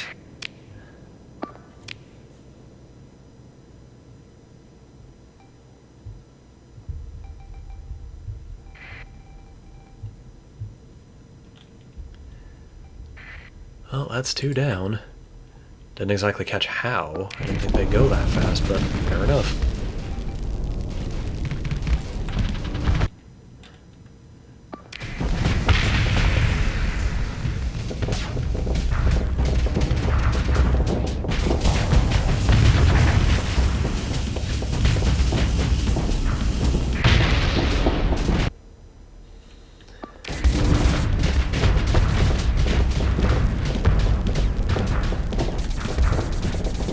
Yeah, pirates really aren't that much of a danger to us anymore. I mean, they can still be a threat, but not a big threat. Honestly, the thing that most worries me about this situation is the dang fighters everywhere.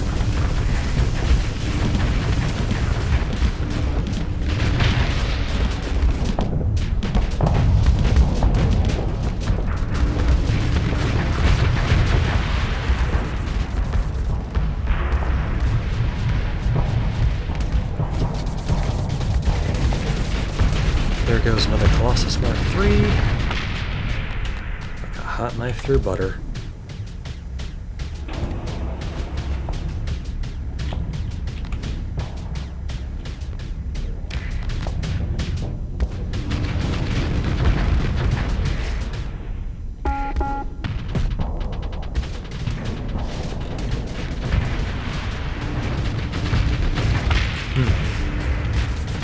I guess fighting much tougher things has actually given me a little bit of underconfidence here. Because I definitely put in more than I needed to fight off these tyrants. Normally I wouldn't mind, but where we're a little bit strapped for cash because of how heavily I've been investing in the colony, I don't want to waste supplies by putting in too many ships for each bounty. We will make do, I guess. And there's that sorted out. Another bounty done. Might as well scan the planets while we're here. Maybe we'll find something worth finding. Alright, well that's that. Any other bounties in the area? There's one. Oh, fuck no. We ain't taking on that. I ain't crazy. I'm good, but I ain't crazy.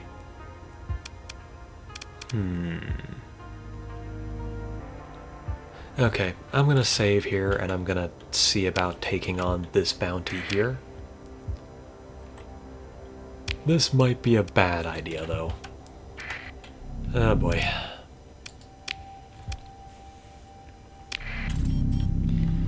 Now the trick with this one is, this is a bigger fleet than we usually take on, but also it appears to be a rogue Syndrian Dictat fleet, and the capital ship for that I know fairly well.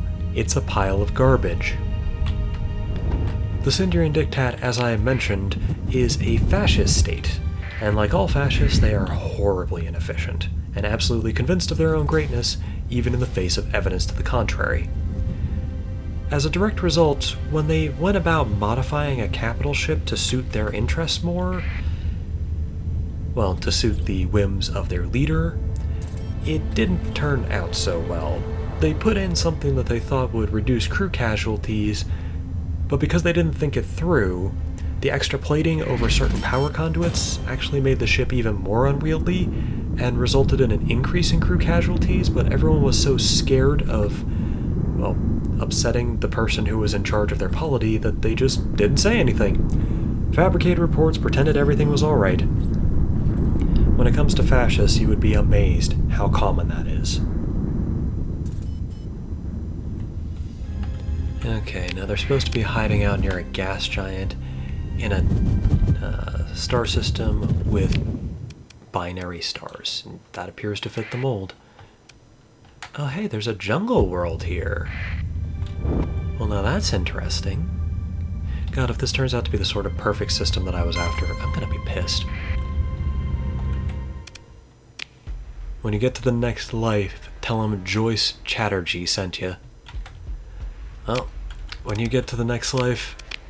Oh wait, you won't be able to say anything because you'll be dead. Okay, let's get in here.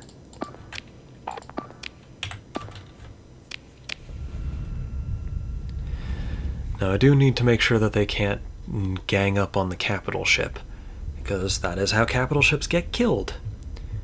And hopefully I'm going to be inflicting that on them fairly soon. Huh. Oh, yep, there they are. They're moving on the nav buoy over there. And it brought up extra deployment points. So I'm going to bring in a couple more small ships. More screen for fighters and other small, nimble vessels.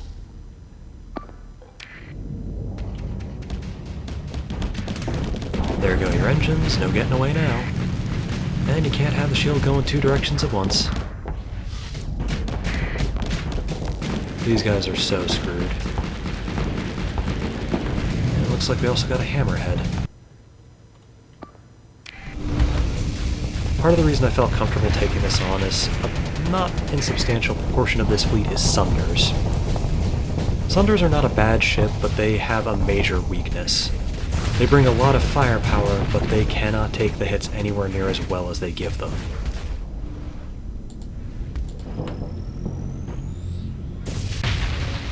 There you are. So a rather significant portion of this fleet should go down relatively easily.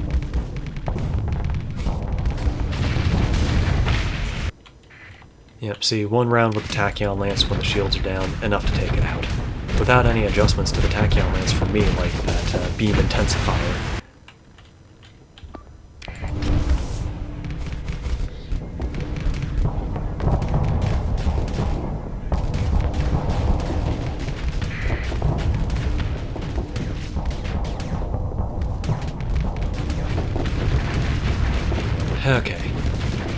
Yeah, it seems like this one was within our capabilities, thank goodness. I was genuinely very concerned taking this one on. Granted, my concerns are not entirely satisfied yet, and they won't be until the fight is over, but I'm feeling more confident than I was.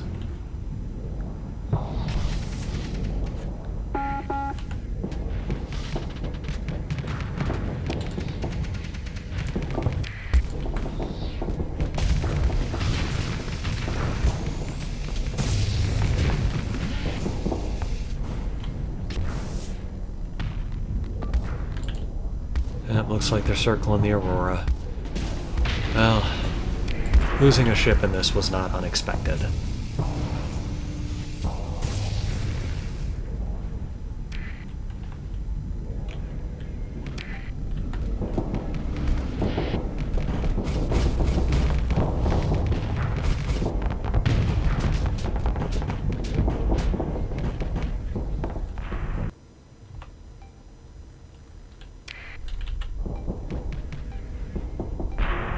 Come on, get in range.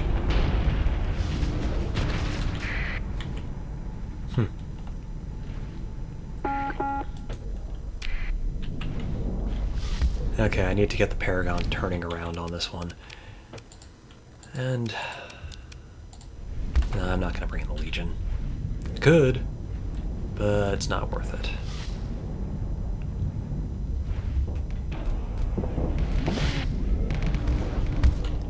Now, this version of this ship is very poorly flux optimized, and Dictat tends to put a lot of flux-intensive weapons on it, which doesn't help. So with any luck, we'll be able to batter down the shields fairly easily, and then just beat its ass.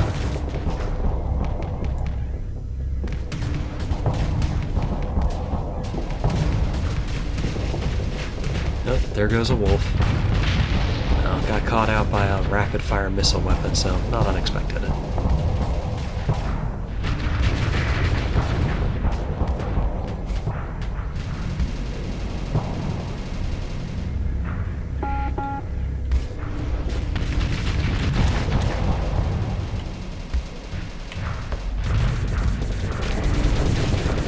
Most of its weapons are disabled, so the AI is actually smart enough to take this opportunity to vent flux. And there we go. Now with the big one handled, I can let most of the smaller ships off the leash. Yeah, it looks like we have them.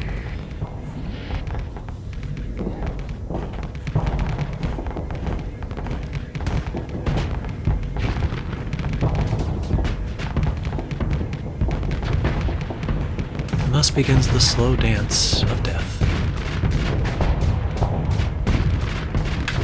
Not as slow as they'd probably like.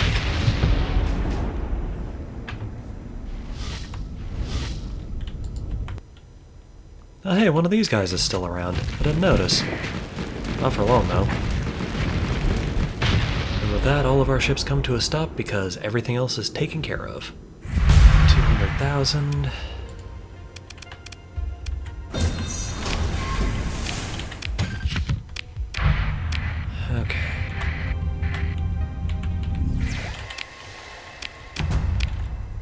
We'll survey this system and get the hell out.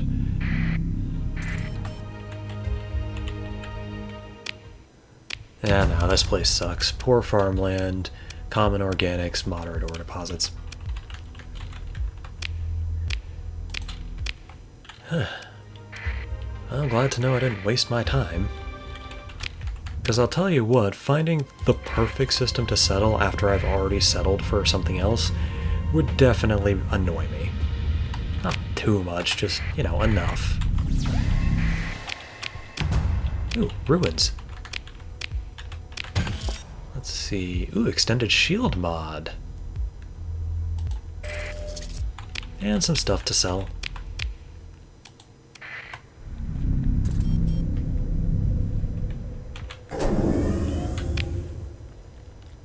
And in there we did get a level up, so let's see what we've got. Crew training's a good one. That increased combat readiness might not seem like a lot, but it makes a big difference when it comes to outlasting pirate fleets, for example. I mean, if they run out of combat readiness before we do, the end result is their ships start suffering horrible malfunctions and occasionally blowing themselves up by accident. Even more ruins. Mining hybridization amplifier. This modification makes mining lasers and an assortment of other mining-related items, as well as fighters launched by a ship, deal hard flux. And all beam weapon damage is enhanced by 15% if we build it in. Well, not one I see myself using a ton, but good to have. Okay, now then. Hold is full.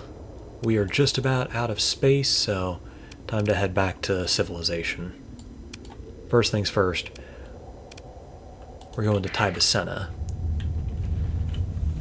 I don't expect to find all that much impressive there, but it does bring us back into range for a comm relay, so we'll be able to see where best to sell our loot. Alright. And it looks like our monthly income went up considerably. What happened?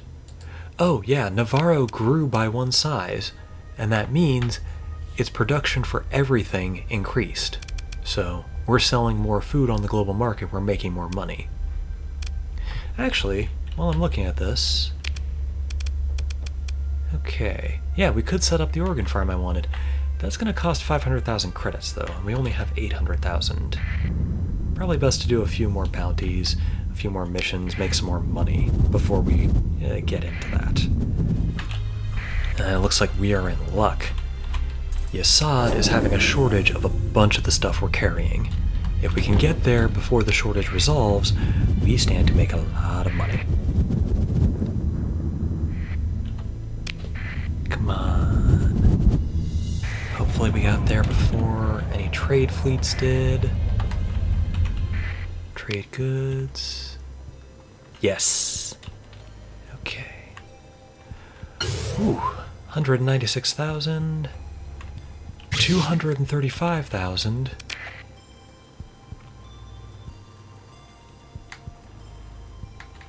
A better than average price for the organs. Ugh. Still not a fan of that sound. Never gonna be a fan of that sound.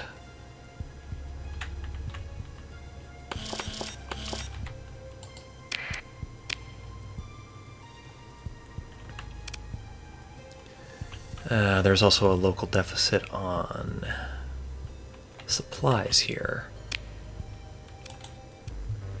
Okay, let's see about Ilm. No shortage here. So we're going to buy up their supplies. Then we're going to head over to the diamond system. Because Brighton is having a shortage of metals, and I happen to have a whole bunch of them on hand because of blowing up a bunch of pirates. So we're going to go see about that, and see about getting some money out of it. Oh, hey, and relationship with the Persian League went up a little bit because I helped fulfill their need during a supply shortage. Not bad, not bad. Okay. Made it to Diamond. Let's see what the Brighton Federation is willing to... Oh. Wow, these guys are gearing up for some shit. Regardless, is that shortage still... Yep. Another 83,000 credits. So I'll have a bunch of these small weapons that I don't need.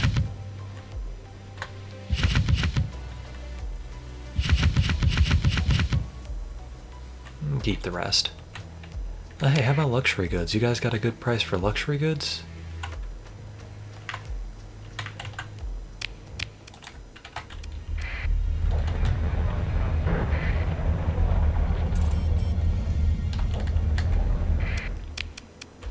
Yep, good price for luxury goods. 5th best in the entire sector. Okay. Now with that, it appears that we do have quite a bit of credits on hand. So let's pull up our planets. Okay. Organ farm. And to make use of that, we're going to go ahead and turn ourselves into a free port. Now that's going to increase our growth, but it's also going to reduce stability. And in time, this could create problems where we anger some of the bigger factions. But should that come, we will be ready for it. With that done, I'm going to go ahead and call this episode here. We accomplished a fair amount, built up our own base of operations fairly well, made some money, spent some money, and apparently made friends with the remnants, so yeah,